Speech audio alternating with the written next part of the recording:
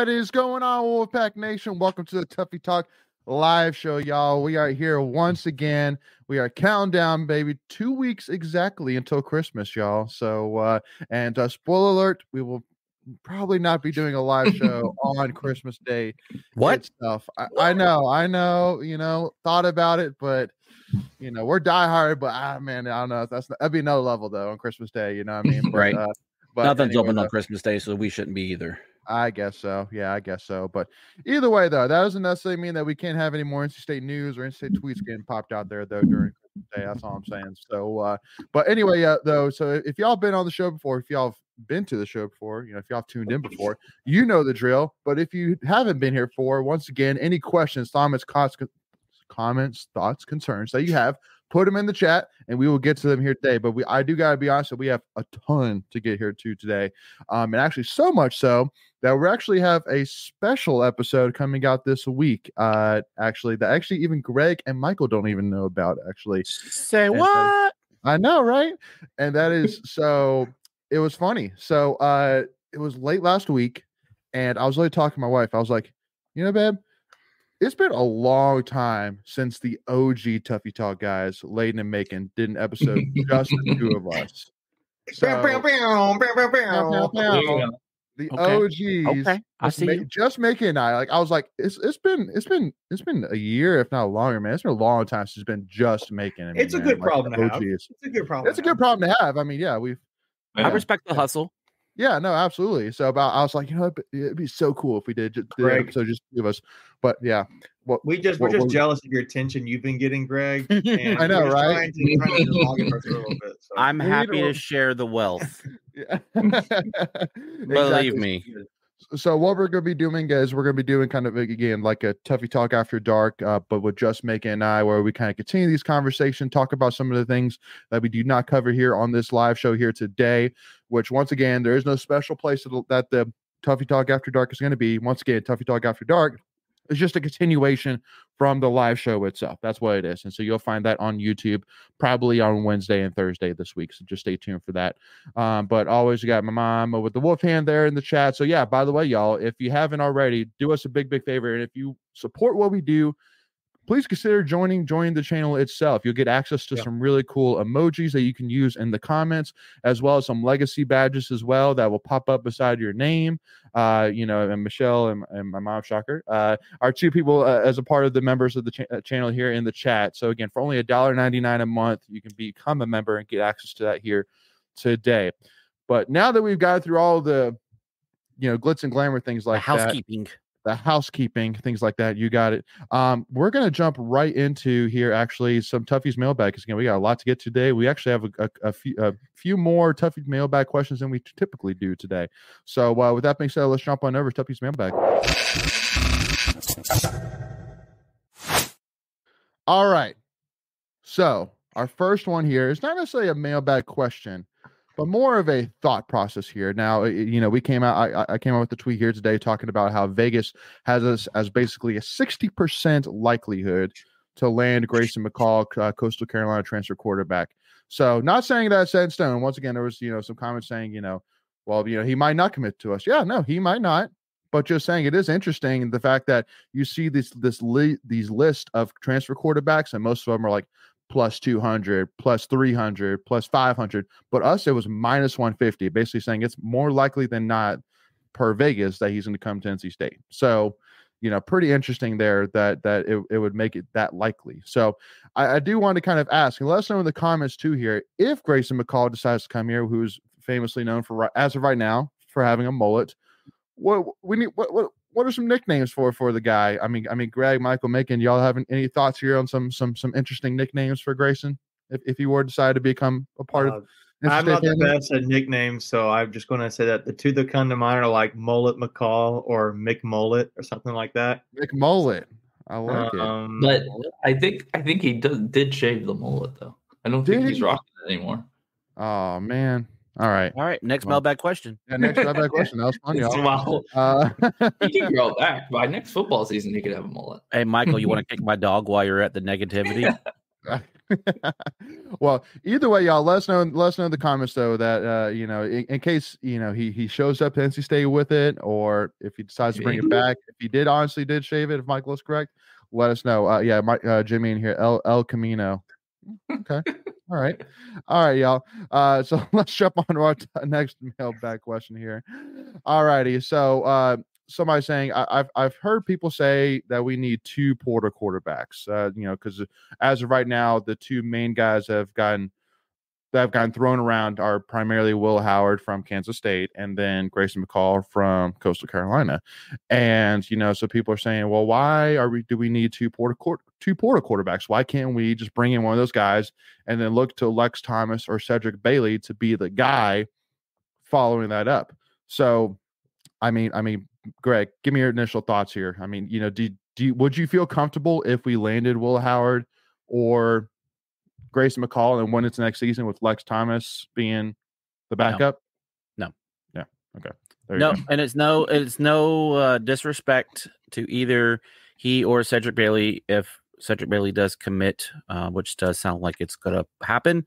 Mm-hmm. But you probably want a guy that's taken some college snaps as your backup guy. Both of those guys. I would feel, obviously, I would probably, I don't even know if I could even say that.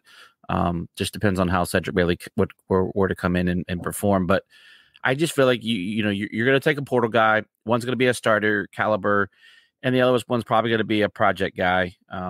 Probably, the starter's going to have 1 or 2 years left, and maybe you try to go after a portal guy that has like 3 years of eligibility.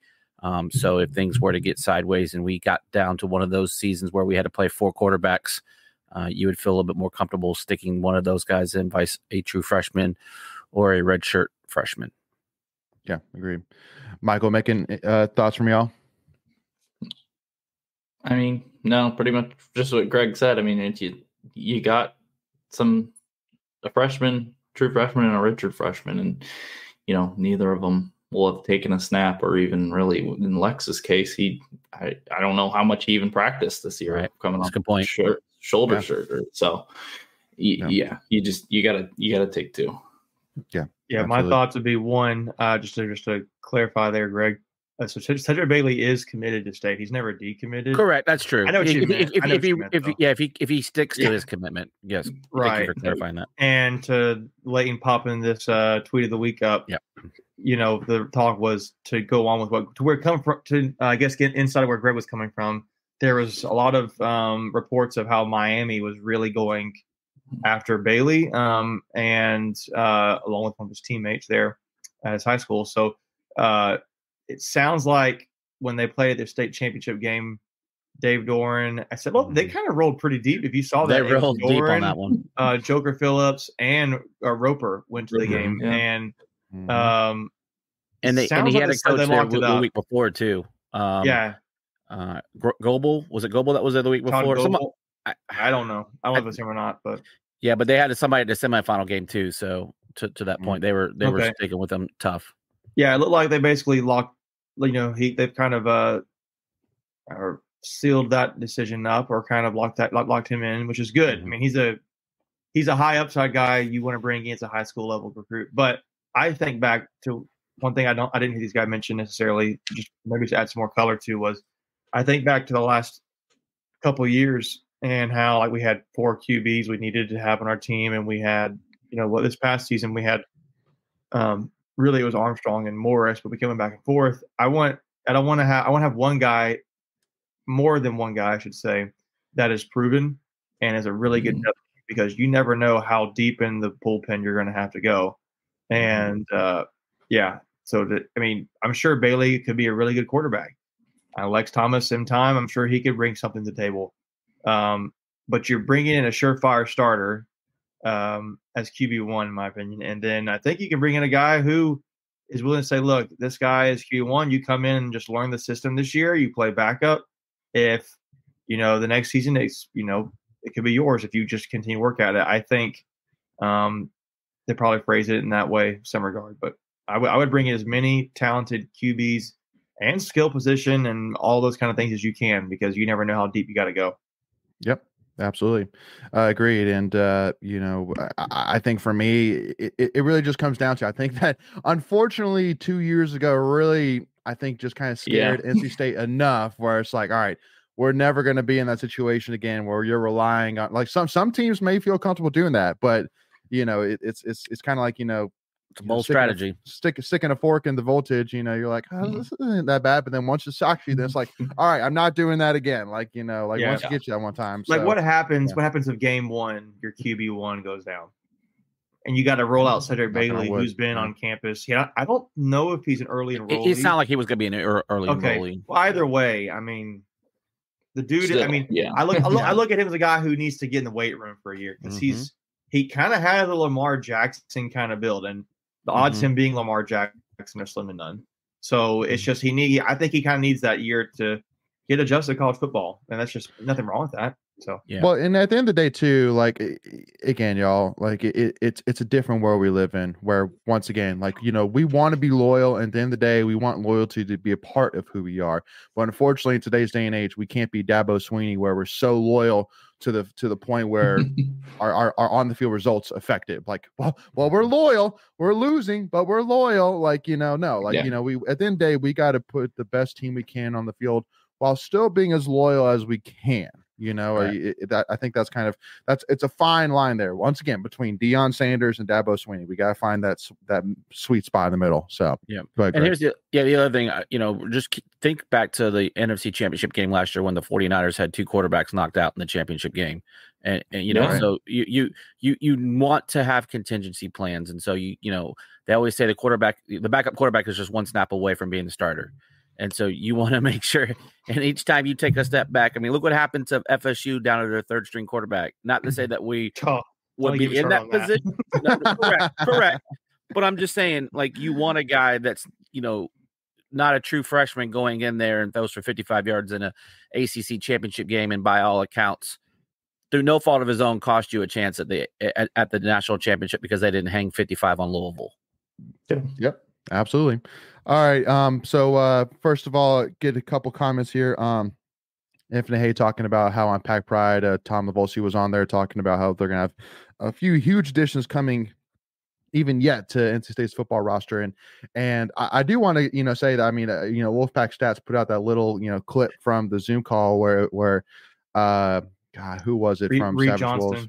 Reed was saying like if we bring the pieces that we think we can into this team, like, it's ACC championship or bust.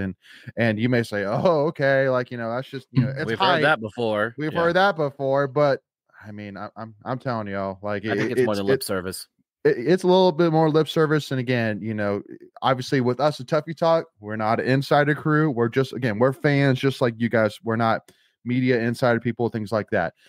So if you want to find out the insider information, I would highly recommend Inside Pack Sports, Wolfpacker, Pack Pride, those guys. Check out one of them. But I mean, if you just have your ear just touching a wall, not even like on the wall, just touching the wall, you've probably have heard that there's a lot of great things going on and a lot of exciting things going on within the state football program. So excited to see what happens with it.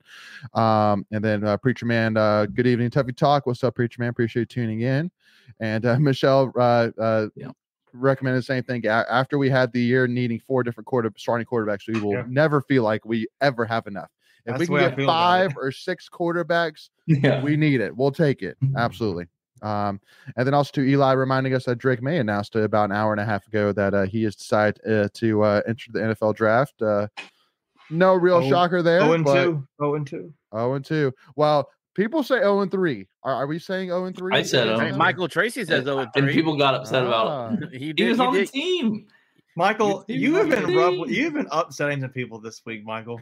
This week, like last month. Michael, I know you enjoy it too. I know when you put that tweet out, you're like, "Oh yeah, this is going to make some people mad." Well, it's because the UNC tweets get. But I know when you do it, Michael. There's no way you can put that tweet out there. And you're thinking, I have no idea this would make people upset. You know what you're doing. Michael has reached my status where people are like mocking him and posting his picture on X. So congratulations. I get the profile picture zoom in. Yeah. Hey, it's funny. Like for a while, I think it was like last week, I was thinking that how I saw you had put out a couple tweets, Michael, and I was going to send you a message, be like, why don't you ever post on Tuffy Talk? But then I remember, nah, it's okay, Michael. You can keep tweeting on your own. I love it. Not that I disagree with a lot of what you're saying whatsoever. But no, I know it's hot. It's hot. Yeah, some of them are yes. Hey, get that lighter out. Here's the thing I see it. You're not wrong in your tweets. It's just like, hey, that's kind of tough. So they just don't like. They don't like it. They don't like the reality of things, Michael. So. Mm-hmm. Sometimes. Yep. So anyway, so let's jump on to our next mailbag question here. What are your thoughts on recruiting JUCO players? I know this kind of goes off of Daniel, the tight end transfer JUCO college player who now says transfer to NC State. That probably is kind of going at it. What are your thoughts here making on going after JUCO players? Hey, affordability, man. They're a little bit cheaper, right? They're not going to be these Power 5 guys transferring who need 6 figures to come to your school, right? So I think you can really get some good Red Hibbler, JUCO guy, right? Yeah, he's one of the best edge rushers. Fitzgerald. That's another great example there. So, State can find a lot of really good JUCO players, and they would be smart to do that. So. Well, here's the other thing about one already, right? The tight end. That's what he just said, Dante Daniels, yeah. Or is it Daniels or Daniel? Dante Daniels, I think. Daniels. Joshua Campbell said Tyreek Hill, JUCO player, there in the comments. Yeah. Just an example. So, and that was kind of the angle I was going to take, not necessarily naming Tyreek, but you have a lot of P5 guys that, for whatever reason, drop down because, whether it's grades, where it's an off-field issue, whether it's just whatever. They got to go down and find the JUCO route and get requalified. And Last Chance U was a good example of some of those guys going back to P5. So it's not like you're getting scrubs. You just got to go out and do your homework. And it takes a little bit more work to find them sometimes. But if you're a good ball player, you'll get found no matter where you're playing at. And some of it is to like recruiting.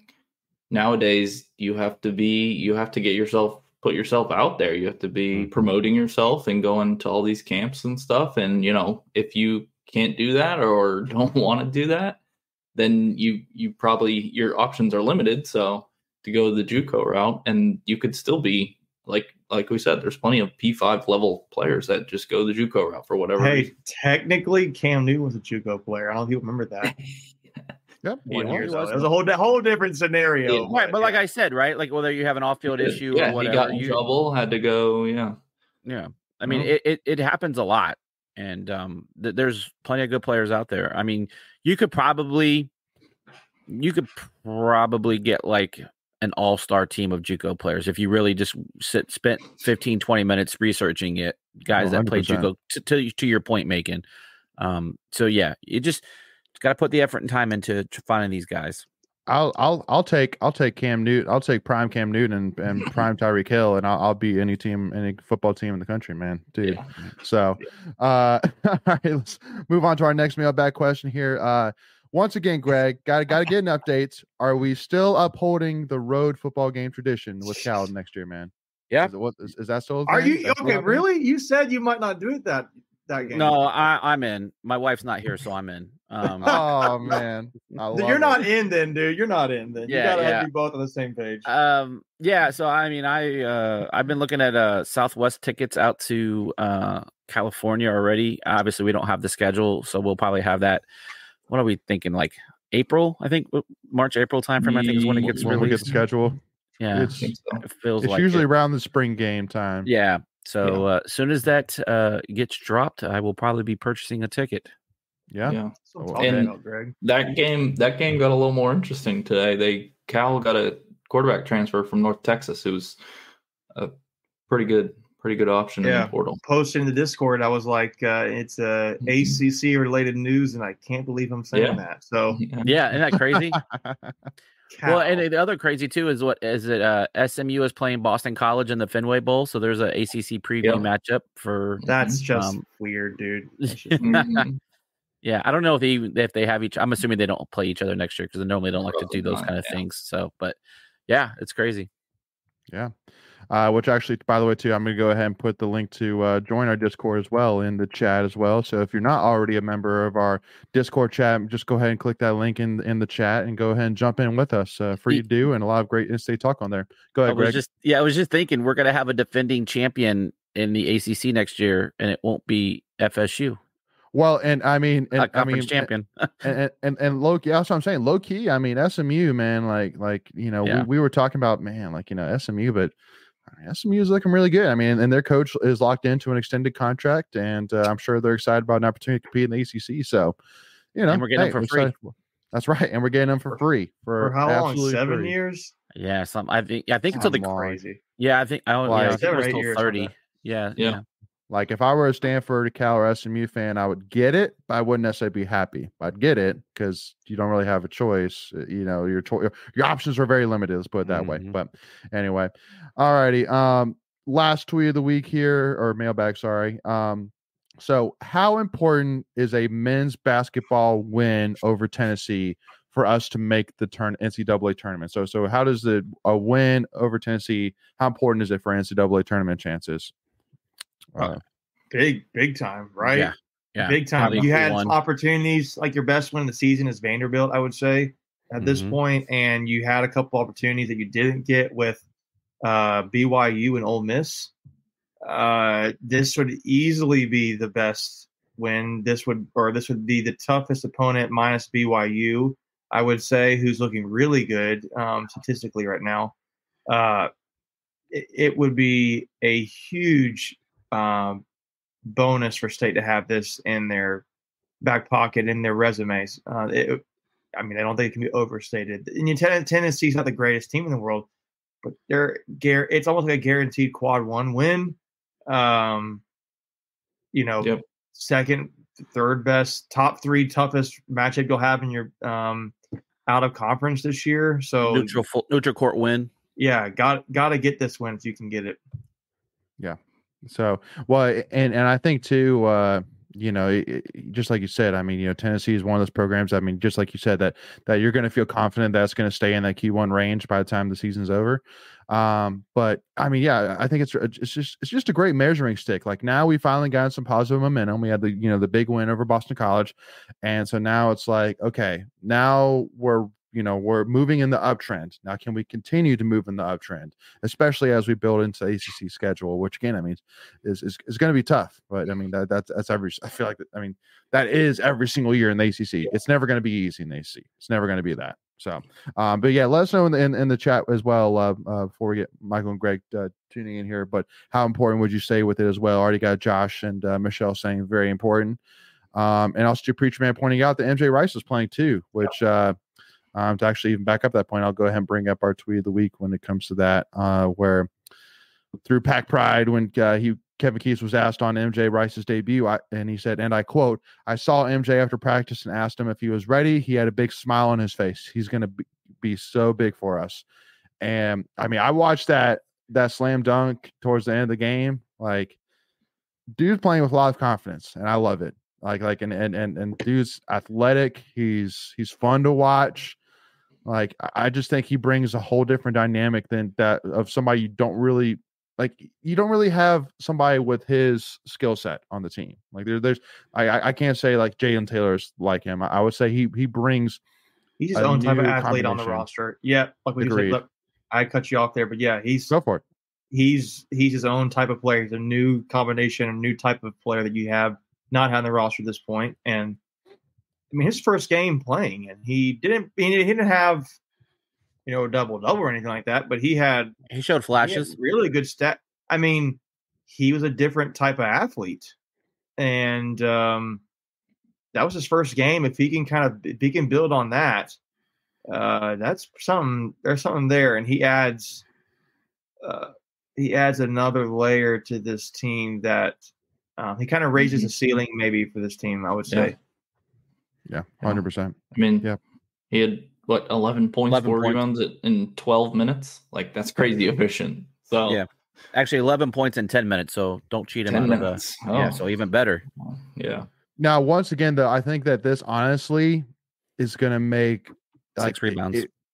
This is honestly going to make Kevin Keats' job even more tougher than it was. And like if this is going to be a team that can be as good as it could be, then it's going to take Keats doing an amazing coaching job at figuring out who the guys are, like who the main guys are, who's going to be the guys that are more of the filler, and then maybe having deeper conversations beyond that, because obviously you're not going to be able to play all these guys. Like, it's just not going to be able to happen. It doesn't make sense. Who, let's say MJ pans out the way he's been playing right now. Like, do you think he has a do you think he plays like is he a starter? Do you think who would be the starting 5 for this team?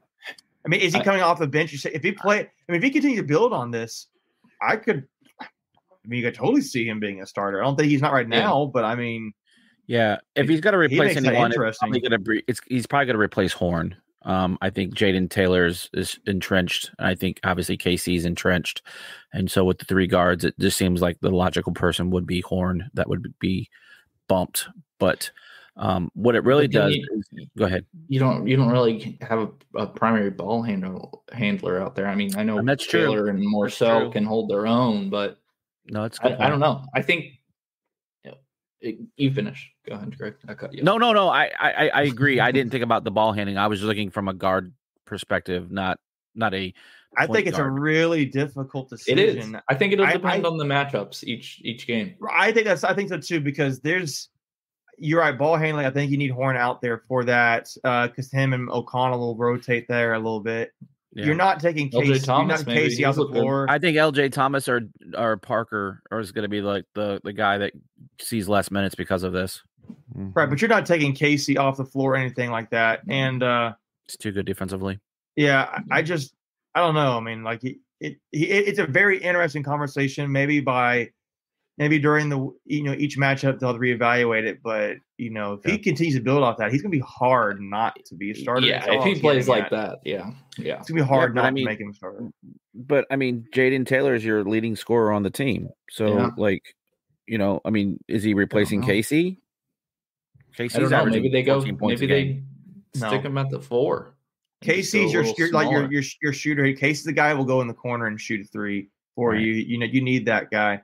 I mean, maybe he's your 6th man, but I don't know. Start him at the 4 and just go small. Go Horn, Taylor, Morcell, Rice. That's really small though. Yeah. So then now you're putting. Go ahead. It depends on the matchup. If you can get away with it, I think that's probably your best 5. But again, it depends on who the other team's got at their 4 and 5, because you have to have good defense there. My concern there is you're putting a lot of pressure on DJ Burns to defend without fouling. He doesn't have that help. So that would be my concern with that. But all this being said, these are some good problems to have, right? That you're trying to figure out who's going to play what and what role. It's a good problem, but it's also, just like I was saying, it's kind of an important problem though, because I mean now, I mean you're splitting hairs right now. I mean, again, like between like where are you going to fit these guys? Like it's not like, oh, we have a glaring hole here, just put MJ right there. Like, I mean, there's not a glaring hole in terms of that. I mean, I know we've seen Jaden and DJ have rough nights, and same thing Casey and all that. So it's easy in that moment to say, oh, there's a hole there, just put MJ there. But I mean, overall, if you look at the whole season, there's not a glaring hole, if that makes sense. Yeah. That's kind of the issue, which is going to be tough. So I think, kind of to everyone's point, I think you'll see where Coach Keats will just get a feel of how the game is going, and if someone's got a hot hand, he'll probably just ride that and just go with that. And I think and we kind of talked about this when we did our season preview. This could be a team of by committee. Oh, totally. Yeah. Well, and again, because it's I definitely agree with you, Greg. It's definitely going to be. I think MJ brings that energy, that firepower, like, again, I mean, that dunk, like, that's just a different kind of athleticism. Yeah. So, I mean, he was a 5-star for a reason. So, yeah. He went to Kansas for a reason. Yeah, exactly. So it's a good problem to have. But excited to see what we could do out of it. So, any final thoughts on basketball for him? No, I think we're good. I think it was good. It's going to be fun to see. We got a game tomorrow night, I believe. So that's right. Already also and at PNC Arena, by the way, too, with one of our, I think only our second or third home game of the season. True home game, yeah, true home game. So alrighty, y'all, let's jump. Yeah, that's right, UT Martin. Alright, y'all, let's jump on over tweets of the week. Here we go.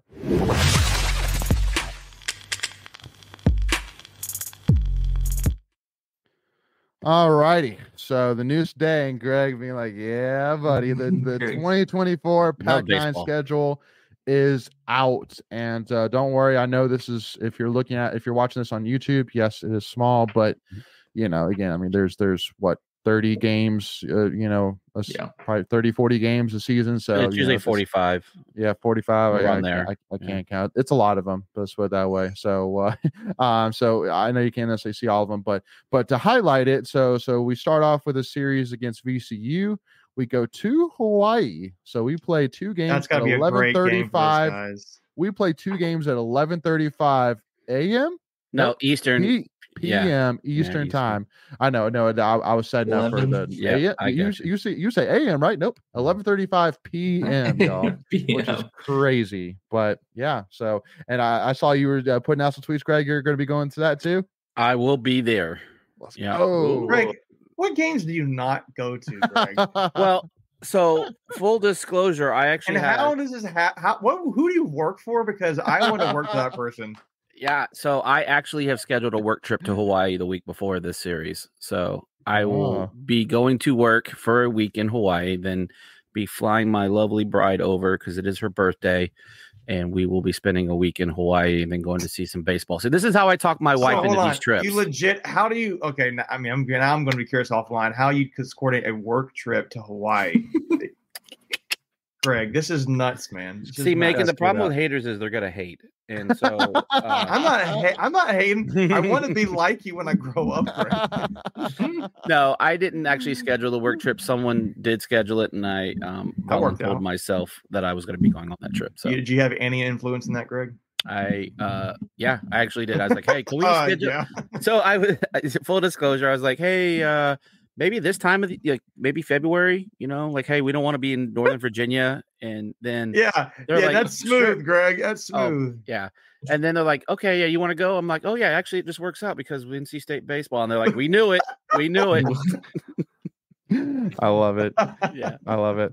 But anyway, though, so again, just to continue to highlight a few more of the series. So, playing Coastal Carolina at home, it seems like a yearly thing for sure. The Coastal Carolina playing them, playing some more North Carolina games, playing at UNCG, at UNCW, East Carolina. You got a home series this year at Florida State, at Virginia, Wake Forest, Notre Dame, Duke, Boston College, UNC. It's a pretty exciting schedule. Campbell. Now, Campbell's always Campbell. good. Do we? Yeah, Campbell's good. can't tell. Do we have Duke and Wake at home? I think We have Duke, at home and Wake at home to end the season. Okay, good. Yep. Nice. Yep. So that's good. So I mean, but I mean at Louisville too. That's gonna be. At Louisville, at Clemson, at Florida State, at Virginia, at Georgia Tech. So I mean, it's tough at HC road schedule for sure. No easy ones there whatsoever. I mean, most years. Yeah, we definitely have the tough draw. Oh, and UNC at home. Oh, yeah. So we got all the North Carolina schools at home, at least ACC schools. Yep. Mm-hmm. Yep. Nice. I mean, these are all. I mean, it's a tough ACC schedule. I'm not going to lie. Like it is. At Virginia, Wake Forest, obviously, being at Florida State series. Mm-hmm. Florida State. Yeah. Clemson was good last year. They won the ACC. Yeah. So. Mm-hmm. I don't know. Nope, I don't see any gimmies in this. Maybe Notre Dame will be somewhat of an easier series. Georgia Tech, Boston College. We lost 2 of 3 to Boston College last year, so that's. Mm-hmm. Or did we take 2 of 3? No, we lost 2 of 3. Yeah. So, and then the outer conference, like VCU and Hawaii and Ball State are going to be top probably 100 RPIs. So that's good. That's just good, smart scheduling where they're winnable games. Townsend's kind of like I don't know much about them, but I'm excited. Well, it's kind of funny. I think it was Wolfpack Stats also tweeted today being like, we've never played like a Power 5 out of conference team. Yeah, I saw that series I think before. Really, since 2020 was the last time we played a non-conference Power 5 team. Yeah, a team or a series, just a game. I think it's got to be a series. Or probably series. Yeah, probably series. Yeah, because ECU. Well, no, ECU's not Power 5. But yeah. Here's the crazy thing. This season starts in just over 60 days. Yep, February 16th, first game. Yeah, ECU. So it's exciting. Like ball will be starting, like the next 30 days probably. Yeah. Exciting times, I'm telling you. So excited for baseball to get started. But again, we'll talk more about that once we get a little bit closer to the season getting underway. But shout out to, I think, one of the biggest pieces of news. And again, there's a lot of news to get at. But I know that for all of us being, basketball fans, but I mean, just respecters, Zoe Brooks getting named ACC Freshman of the Week. Deserves it. And absolutely deserves it. Getting the second only ever triple-double for the women's basketball program against Liberty. And she is a freshman, y'all. Freshman. Triple-double. Baller. Second time in program history. Not amongst freshmen, against any player who's ever played women's basketball for NC State. She's only the second person to ever do it in the program's history as a freshman. It's unbelievable. Yeah. So in her first start. First start. Yeah. Absolutely. Yeah. Go ahead, Greg. So I saw someone tweet today that was a manager. I believe her name was Tanisha Lewis, who had the first one, but someone said that she actually had 2 that season. So we're not. So I saw they were saying yesterday that it was the second ever, but this person who said they were a manager on the team said that Lewis had 2 that same season. So regardless, she's definitely the second person, but maybe the third game. But yeah, amazing. Yeah, I mean, Carson's saying here Brooks is going to be so good for us, and I mean, again, like we didn't necessarily need her to be this good this year. Like, if she was good this year, okay, that's just cherry on top. But I mean, you felt pretty good about what you had already with Sanaya Rivers, Isaiah James, Madison Hayes, Mimi Collins, things like that. But now seeing Zoe Brooks absolutely ball out, even ever since UConn, I mean, it's exciting times. Like, I mean, right now you got a lot of young. Yeah, you're not 10-0 from a fluke. Let's put it that way. No. I mean, you're a deep, talented team from the front to the back. There is a lot of talent all over this team. Did anybody watch the game yesterday? Yeah, I watched some of it. Yeah. Did you see the play where she was falling down and threw the pass behind her that back? Was sick. Mm-hmm. Oh my god! Like if the girl had made the shot, I don't remember who missed the shot. I was just like, because it was right in front of us. I was like, no way, she just made that pass. She made like 3 no-look passes yesterday. She's sick, dude. That's just like natural instinct. You can't. That's not anything you can teach. Like Yeah, that's what separates It's feel for the elite game. players Feel for the from game, really yeah. good players. Yeah, it's that natural feel. Yeah. Yeah, and she makes it look so easy too. Like when I'm watching her, she just seems like slower, but she's so much faster. If that makes it looks like it's in slow motion when she makes these plays. It's like she glides almost. It looked like she meant to do that. Like she looked like she meant to fall down and throw it behind her back. It's crazy. Yeah. Making any additional thoughts on Zoe? 14 points, 12 rebounds, 10 assists. I mean, she had like 3 blocks and 2 steals, something like that. Too. On top of it. Yeah. And how many minutes? Did you play the whole game? Pretty much, yeah. I think she probably had maybe 3 minutes of a break. Yeah, I was just asking that question. I thought if she had not played the whole game, then you'd be like, well, that's even more impressive. But yeah, she's awesome. She probably had 36 minutes. I think this recruiting class that's coming in is going to be really great to go with her. So it's a lot of youth and talent, but you want to capitalize on what you already got going on this season. So keep it going. Keep it going. Absolutely. And Carson so brings Zoe up played 36 minutes, like I thought. Yeah. There we go. But Carson bring up a good point as well, saying it's not like they have a big star player like Iowa, Katelyn Clark for Iowa or UConn with Paige Beckers. They just have a lot of depth. And I mean, that's 100% right. I mean, you have a lot of guys that I think that Wes Moore feels confident putting out there. Even Lacey Steele, friend of the podcast. I mean, she had a nice game, and she could be productive. Like, she's not going to blow you away right now. But again, she's a true freshman. You don't expect her to blow away. Zoe Brooks is nothing of normal whatsoever. If you expect people like that's kind of the football team. If you expect freshmen to perform the same way KC Concepcion has been performing, you're going to be really disappointed because he's 99.9% of the time. Kind of the same way as Zoe Brooks. Like if you're expecting that, you're going to be disappointed. So State played 8 players yesterday. 4 of them were true freshmen. That's awesome. Yeah, that's good stuff. That makes you excited. Which Not one? only just about this season, Steele, Brooks, who? Collier and Cox. Yeah. Cox. Okay. Yeah, gotcha. So, and Josh asked the question: how serious is Sinai Rivers' injury, which will be available at UCF Saturday? She took it around and just said she couldn't go yesterday, but I don't think it seems anything long term. I think she'll be fine. Yeah. That game at UCF Saturday, that's a tricky one. You're gonna need her. I didn't realize this is our first true road game this season. So yeah. It'd be really good to have her back. Yeah, and USF is a really good team. Like they're gonna be in contention for the AAC. Yeah. So, and again, especially since you have 6 days to prepare, there's no game, so she could just be in treatment all week, and I'm sure she'll be fine. So, and because again, there's no school, right? So she can really. I think they're completely done, right? Correct. I think Wednesday is technically last day of exams, right? Wednesday. Yeah, but no classes, so all exams. So yeah. And then my mom was asking as well, what are the redshirt rules for basketball? Just curious. I mean, you play one game. It's not like not like football where you get 4 games. Is it a quarter of the season? 33% of the season, so like a third of the season. Yeah, because I remember we were talking about that last year with Dusan, seeing if he could get a medical red shirt, but he ended up playing. He ended up playing like 1 game over. That's medical red shirt, though. What about a regular red shirt? Or I thought if he played, okay. I think. Well, now I gotta look it up. Yeah, right. I'm like, because I thought go ahead. Go ahead. Nah, I was gonna say just side note random. Tyreek Hill just got hurt. Ooh, man! Someone was just talking. Come on.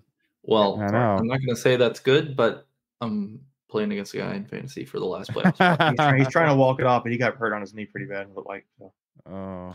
And in other news, we were talking smack with a little side note about fantasy. People were giving smack to I just totally drew a blank. Naeem. And about fantasy. And he goes, I don't care about your fantasy football. It's funny. Like I honestly think that NFL players are like either one way or the other. They're either like, I don't give a crap, don't even mess with me about it. Or they're like Austin Eckler, which is like, oh yeah, I play fantasy and I have the guy on my team and he just beat me, all that. Twice yesterday. Yeah, exactly. Not NC State related. Well, it kind of is almost NC State related because he said he almost committed to NC State. He almost did commit to State.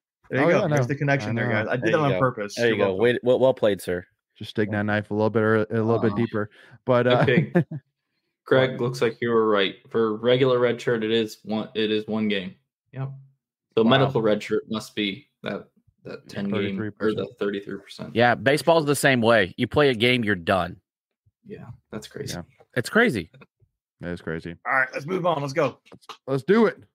All right, y'all. So Joe Shimko, baby, the long snapper for NC State, winning the Patrick Manley Award, winner for the best long snapper in college football, and who, I remind you, did not have one bad snap in the season or the season before that. In his career, he's never had one bad snap. Like imagine a wide receiver never dropping one pass. Like that's basically what it is. How many years? 4 years? 5, right? 5 years? Yeah. Has he been here for 5 years? It had to be. He had the COVID year, Yeah, right? he came in 2018 or 19.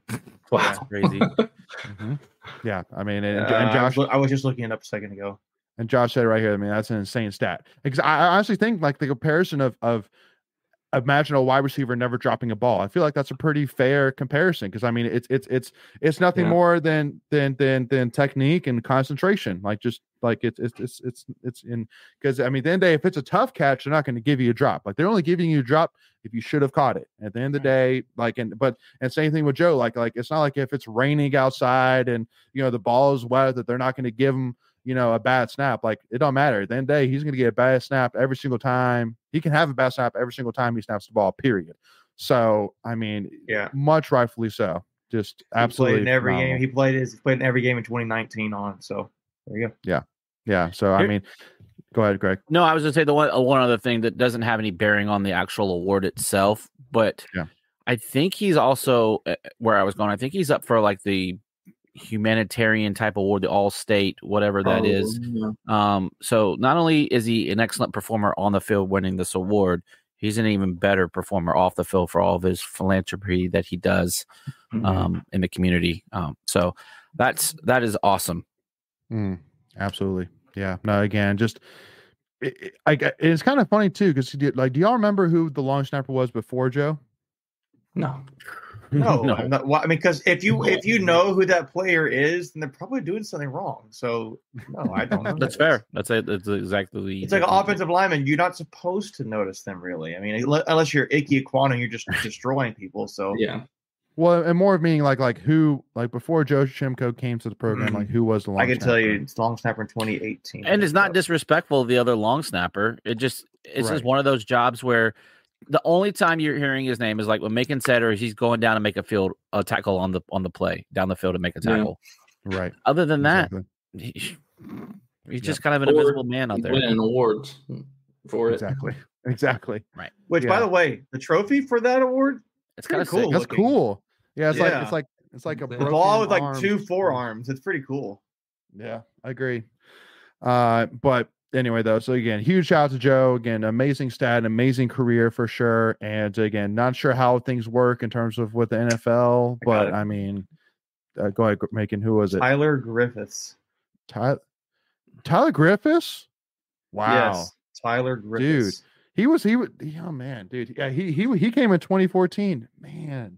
Wow, because like he was there with me. I thought there was somebody between. And Tyler Griffiths was a good long snapper too. So he was very good. Yeah, he was a 5-star, whatever. I remember. I forgot the long snapper camp. I really remember his number. I think he was number 57. I think was his number. He was 57. And there you go. Yeah. Yep. You need to get a life, Macon. Greg, you were traveling to Cal. I want to hear it, Greg. You went to UConn, man. Twice. Well, but that is kind of crazy though. Women's basketball. That in the last 10 year or last 9 years of Doran's career, he's had only 2 long snappers. That's insane, isn't it? It's pretty crazy. That is a pretty cool thing. Yeah, no, I think first it's got to be the first winner of that award for state. Awards have been around for a long time. It hasn't been. No, so they were like just a long snapper. It's the first year. Yeah, no, but no, it's pretty cool. I think that's now 2 first-time winners for NC State this season, right? So, yeah. I think I think someone was talking about his NFL chances. I definitely think he'll get invited as an undrafted free agent and have a chance to make a squad. So you're saying he won't get drafted? Come on. Hey, go play for the Raiders. Here's the thing. Has a long snapper ever been drafted? Like a true long snapper? No way. I don't know. Let's Google it. There's no way. If there's anybody that's worthy of it, I'd say it's the guy. Actually, I think there has been Yeah. the last 3 years. I remember thinking that. I think there has been the last 3 years. I mean, I would say it's like the 6th or 7th round, right? I mean, they're not going right. top overall. I mean, the only thing I've seen, which is I think the most like the dumbest and the craziest thing that I mean, like only a brain dead program would ever do this, but like drafting a kicker from FSU in the second round, like anybody who cheers for that program is just crazy. I don't know what they're thinking. Hey, just stupid question: how many Super Bowls have the Panthers won? Hey, Greg, you know me long enough to know I what don't does care that have to do about with anything, Greg. My loyalty is he's trying to throw shade at the Bucks for taking Aguayo. Aguayo. That's how bad he was. I forgot his name. Like Roberto, which is crazy. Yeah, he's spending a second. He just forgot how to kick a ball. I know, like the ultimate Shanks. Literally, yeah, absolutely. All right, Macon, while you're looking that up real quick, let's jump on over to our next tweet of the week here, which is, again, still 100% football and 100% still award focused, y'all. The man, the myth, the legend, hashtag him, Peyton Wilson, now is officially your Bednarik Award winner and your Butkus Award winner. I know, Greg, when we were talking about what is it going to take for Peyton Wilson to be the greatest, linebacker in NCAA history, and you said he's got to win some awards. Yeah, well, he didn't get the Nagurski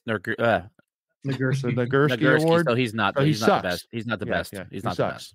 So, which can we even talk about? We actually do you think they messed that up? Do you think they messed that up? I think they messed it up. It makes zero sense why that safety. Just look at a picture of the name being flipped with the guy who won. I mean, it's probably like a 0.1% chance they messed it up, but not zero. So stats are so different. It leads to conspiracy theories when you do it, though. So it's like the guy wasn't even a finalist for the Thorpe. Like, how does that?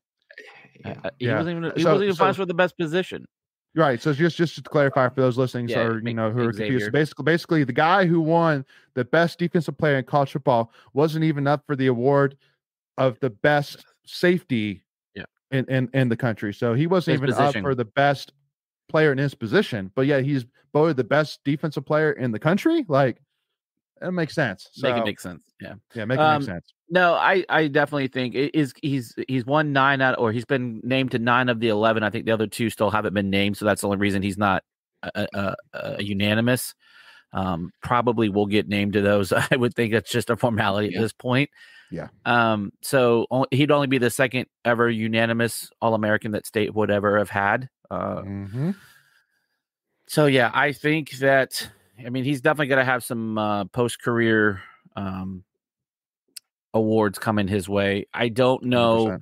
Yeah, I don't know how you qualify for like the College Football Hall of Fame. Like, I don't know what kind of numbers you need for that. So that's still a little early in the discussion process. But I mean, he's definitely going to have a jersey honored. Maybe put in the Ring of Honor. I think he has to be in the Ring of Honor at this point, at the very least. His name will go up in Park Finley. Yeah, he'll never buy another beer around Raleigh. No, anything that he wants, he probably can do. Right, he'll never have to buy another ticket to come to a game. And because again, it's not like once again, just as a reminder, and I know that everybody knows this, it goes beyond what he did on the field. It goes into what he did in the locker room. It goes to his speech after the Marshall game. Where he called down. Not out, but down fans for booing, and I mean, there's no doubt that the turnaround you saw after the bye week has somewhat to do with what Peyton Wilson's leadership did. Definitely didn't hurt. It had to be part of it. So I mean, I'm saying for my case here, I'm saying in terms of what he has accomplished, he's up there in terms of in the consideration of the greatest defensive player to play at NC State. I'm not saying he is, but I'm saying he's in that conversation. He's in that conversation, Greg. If he's the best linebacker, I'll give you linebacker. He's in the conversation. No, I'm with Layton. He's in the conversation. He's in the conversation. He's not. How could he not? How could he not be, Greg? Now I'm going to stick up for Layton here. How could he not be? Hey, you take this. You take this conversation to Tuffy Talk After Dark. Yeah, we're gonna fight you, Greg. No, but like, how could he not be? Seriously, in the conversation. No, I'm just getting. someone has to be the heel. Greg, do you on this even show. love NC State? Greg, are you even a fan? No. Yeah, no. I mean, like, and I think because I think the only thing which may kind of hold you back is like, well, okay, we're talking about Mario Williams who got drafted number 1 overall, and we're talking about Bradley Chubb who got drafted number 4 overall. Whatever it Antonio was. Burnett had how many tackles? You know. Yeah, but I mean, so I mean, I think with Peyton Wilson, I mean, he could be a first round guy. I think there's a lot's going to be determined based on what he does between now and the draft, aka like how he grades out in pro day, things like that. But if he hadn't had 2 surgeries, he would definitely he'd be a first round draft pick, no without doubt a about doubt. it. Without a And doubt. So where do you He think he is should now? have- Go ahead, Michael. Sorry, Michael. He should have 2 ACC Defensive Player of the Year awards. In 2020, they gave it to the Notre Dame guy, and he finished second. So he should have 2. Yeah. But yeah, no, again, I mean, like, Josh was saying, and then we had a couple people even comment asking, like, man, what about LeVar Fisher? What are you talking about? I was like, I know, I get it, That but defense was dude, good, but man, Peyton Wilson, man, there's no weakness in his game as a linebacker. There's, I mean, like, he could do it all. He's fast, cover. he can cover, he can hit hard, he's got great football IQ, he's a great leader. Like, yeah, there's nothing else that I can think of that he has an issue with. So I mean, it really is just the injury history. That's it, man. He had the shoulder multiple times and the knee, the ACL. So absolutely. But I just come back to full seasons in a row. True. I just come back to the fact that what Michael said, he's had 2 seasons now, and that's a big deal. So absolutely. So let's move on to the other GOAT for the other reasons in Katelyn Tuohy. Now let's switch it on over here to cross country, because I mean, we can't be on the live show here and like this can't even wait until Tuffy Talk After Dark. Like, this has to be a mainstream conversation. I mean, again, it went so far that I literally what was this, like, when this happened? Like, I think Thursday morning. Yeah. I saw the news Wednesday night, and I was at a church event, and I saw it happen. I was like thinking of, all right, I'm going to put out a tweet, and then I started thinking about, I'm like, there's no way I could put a tweet out to really summarize and make it clear to NC State fans who don't understand how big of a deal this is, what Katelyn Tuohy has accomplished here at NC State, what she has done for NC State in general. So I literally spent like an hour and a half. Emergency podcast. I did basically like an hour and a half of just like going through and all the accolades she has, all the previous cross country stars we've had at NC State, because we've had a few, comparing, contrasting. And it's night and day. And then Carson saying here, she'll go down as one of the all-time greats for NC State athletics. And again, I said it, saying that in my opinion, she's the greatest student athlete to ever come through NC State, which I know, again, just like I said on there, everybody's going to talk about David Thompson, which to me, I feel like it's kind of like a LeBron versus Michael Jordan comparison, because you're talking about 2 athletes 50 years apart from each other. Yeah, different sports. But I mean, like again, she has 4 NCAA records. 4 records, NCAA records. Like, it's crazy. That may never be broken. Because she broke them, like, by a lot. She didn't just squeak in there. Right. And again, I mean, and she's been a huge piece of bringing 3 team national championships in a row to NC State in a row. I mean, when previously, before she even got here, we've only ever won 2 team national championships in basketball, and so to have 3 in a row, like, and on top of that, she has, again, if you want to go check it out, go check out my 7-minute clip. I can't even summarize it all. It would take us a whole another hour to summarize all of her accolades, but I mean, build the trophy. Again, I said it before she even is able to leave to go to Oregon to sign her Adidas contract or whatever it is, like, or sorry, not Oregon. They're in Oregon. They are in Oregon. Yeah. But before she even goes, just before she even leaves campus, go ahead and induct her into Hall of Fame. Like, there's no doubt about it. First ballot, go ahead and put her into NC State. Like, real quick. I told some coworkers about her, and just told them about how good of a runner she was. And I got to the point where, she'd won multiple national championships. So the team ended up getting their 3rd, and that, she only finished 5th, and they're like, oh, did she not is she not a good runner now or whatever? I said, no, she had 102 fever, and they just all went, what? Yeah. What? Yeah. With 102 fever, she was the 5th best runner in the country that day. Like, I mean, to me, that's almost like the Michael Jordan sick game, right? When they won the national, when they won the flu game, against Utah, yeah. So again, yeah, and so we'll never say definitively, and we'll talk about David Thompson here in a second, that she is without a doubt. But in my opinion, what she has done for NC State, the records that she has broken, the accolades she has achieved at NC State, like it's unbelievable. And I honestly think that, unfortunately for David, that if he had been able to play that 73 season and win probably back-to-back national champions, then we would still say, it's David Thompson 1, Katelyn Tuohy 2. But at the end of the day, let's jump on over though to, again, the reigning of David Thompson and the statue getting put up in front of Rails Coliseum, y'all. And loved, for those listening in, we have a picture here of David Thompson and his I guess 74 or I guess maybe not necessarily 74, but I guess just teammates during his time in NC State around him in front of his statue. And some legends there. And I know that one of the biggest questions going into this thing was, I hope that the statue doesn't look too much like the MJ statue, because I mean, obviously, with MJ is known for the dunking, David Thompson was known for it, too, even though you couldn't dunk back then. And so that was and so when I saw it dunking, I was like, okay, it's not really even in the same ballpark as MJ's, dunking statue. So, but I love it. I mean, I think it's a beautiful statue. It looks great. Yeah, it looks great. And I think love that they did 44 inches.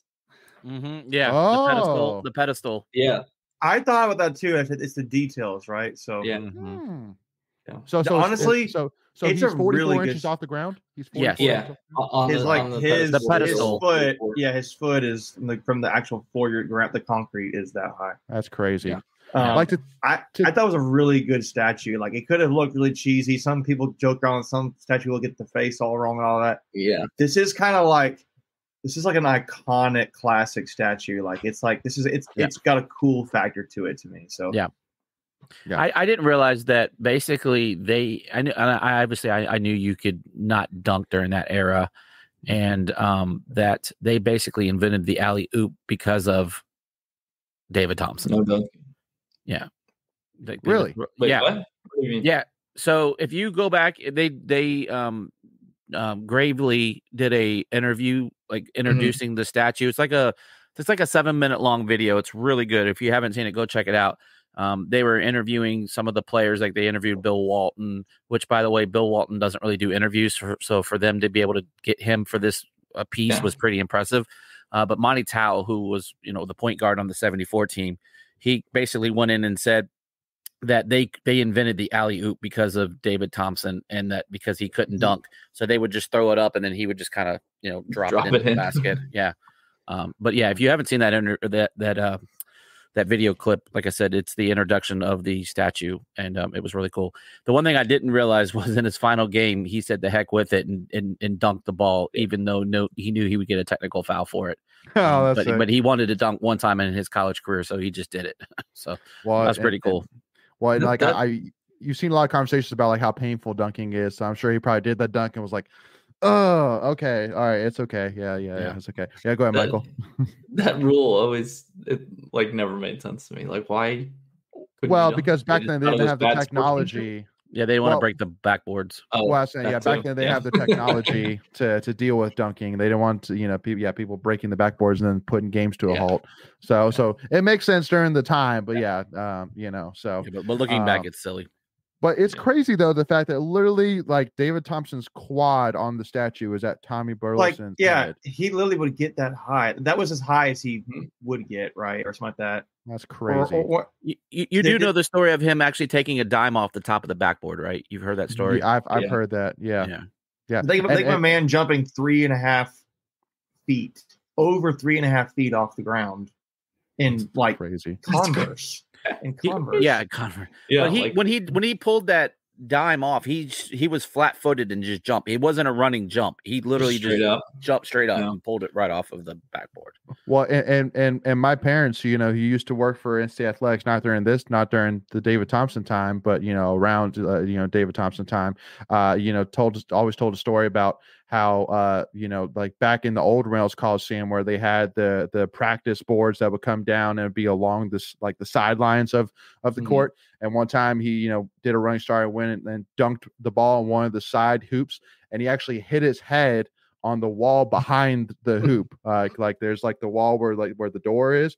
He literally hit his head on that brick wall right behind the basketball hoop and where the door was. Like that's how high and how far he went. So like it's crazy. Yeah. And then Michelle bringing up, David Thompson dunked on the last play of his college career and got a technical. Yep. And got a standing ovation. I love that piece too. But got to bring up this tweet too here on the live show here before we wrap this up from Chance Puckett about reminding everybody that Drake May's last pass at UNC was an interception in Carter Finley Stadium. So, I mean, I love it. Same as Sam Howell, right? Yep. Okay. Same as Sam Howell. Same as Bryn Renner. But he was not in Carter Finley. It was in Bryn Renner was in UNC's stadium. Like Keenan. that's three QBs I can think of in the last 15 years that have had their last play in the college career was an interception at NC State. Crazy. That is pretty crazy. Bryn Renner at UNC in like 2012, whenever it was, and then it was Sam Howell and Drake May. I don't think Marquise Williams had that happen, but still. No. Yep. So this right here, Carson, you're right about that. Their last pass in Carter Finley was an interception, but regular. I got you. The last time they played at NC State in Carter Finley, was an interception for those. Gotcha. Drake May has already said he won't be playing the bowl, so his last pass was an interception. Period. Which is little feather in the cap. Which once again, I know that when I put out the tweet, talking about Drake May, and him announcing it, a lot of people are saying, overrated and things like that. And I really tried to word it carefully, not necessarily say like all these necessarily good things, but props are due. I mean, Drake May, you watch that he's a guy, great quarterback. He's a phenomenal quarterback. Again, even just against us, that pass to Copenhagen, running away and basically throwing it across his body right to Copenhagen in stride. Like he's phenomenal. There's no doubt about it. He has a case for being the number 1 overall draft pick. So sure hope not. Pass off to him. But hey, facts are facts. Okay, he's good. He's good, right? He's good. Regardless he's or not, he's very good. He's very good. So it's okay. And then I know, Greg, you would ask me specifically to bring this tweet of the week up, and this will be our last tweet of the week here for the day. But the Mebane Planning Board will discuss North Carolina's first Buc-ee's today. You're not going to say no. So, there's a lot of people in the Mebane, Efland area that are against it because, there's a lot of people in Mebane and Efland that are against it. They don't want that traffic. Yeah. What? 40 doesn't have enough traffic already? Not really in our area, which is because keep in mind, like where it's kind of funny. So my wife actually looked it up. So when you go to the Google map or when you go to the Apple Maps, there's this one area that literally it actually says Buc-ee's, and it's actually on exit down, one exit down from my house. But like when you look up Buc-ee's, it doesn't show up, but you can see it says Buc-ee's there. So has anyone ever been to a Buc-ee's? Oh, yeah. My wife has. I buy haven't. one. Yeah. Michael, you've been to one? Yeah. I want the brisket. Yeah. The brisket sandwich is money. I want the brisket. That place is just insane. There's one on 95 as you're headed. In fact, we will stopping there on our way to the Pop-Tart Bowl. My son found out that we're going to the bowl game. That was part of his Christmas gift.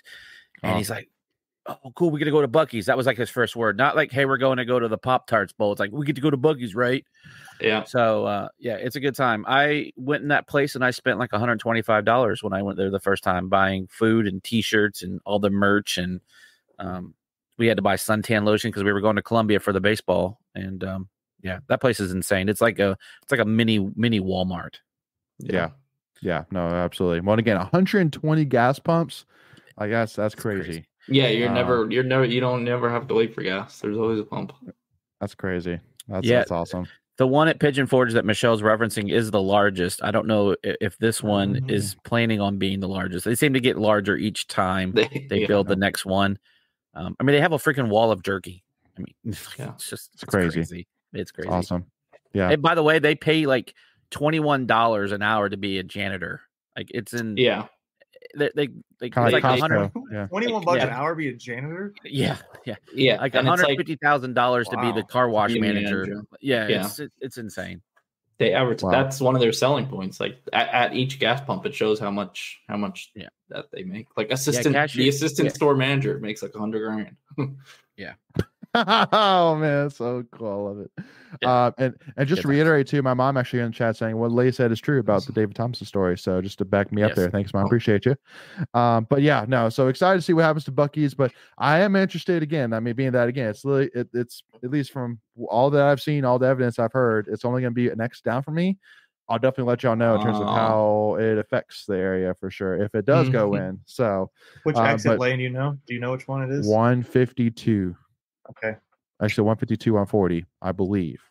Don't quote me on it, but at least when we did the Apple Maps, when we zoomed in, that's where it was. It was right at the exit of 152. Now everybody knows what exit you kind of. I was going to say, careful, don't give away your own address. All right. I mean, we're getting closer. We now have a 5-mile radius. Now we can find you. You spotted and run. Mebba's bigger than people think. Let's put it that way. That's all right. I already got an Apple AirTag on his car anyway. He just doesn't know it yet. All right, y'all. Well, with that being said, thank you all so much again for tuning in for the Tuffy Talk live show, y'all. We really do appreciate it. It's a lot of fun. Thank you for all the amazing comments and questions, thoughts in the chat as well. Always great to see some people that have come before and see some new people as well. So just as a reminder, once again, I know Carson, bringing up the men's soccer hire. Don't worry, Nick and I will definitely talk about that here during the Tuffy Talk After Dark episodes. And then we'll talk about some other things as well we didn't get to in terms of women's basketball. Talk a little bit more about them. Talk about the transfer portal commits as well. So again, make sure to stay tuned for that, and to make sure you don't miss out on those. Do us a big favor: hit that free subscribe button right here down below right now, and hit that notification bell so you're notified whenever we release those episodes or any of our new content. And if you enjoyed this episode, or if you enjoyed this conversation, hit that like button. Make sure to give us a follow, Tuffy Talk Now on Twitter, Instagram. Make sure to go check out our Discord, and make sure if you want to support us and what we do, make sure to go and join the channel as well for only $1.99 a month, and you get access to some awesome emojis and some awesome loyalty badges, y'all. But with that being said, Preacher Man brings up wrestling too. Don't worry, we'll get to it. Thank you all so much for tuning in. We appreciate the support. It is amazing to be here once again, 2 weeks away from Christmas. We'll see y'all soon, and go Pack, y'all.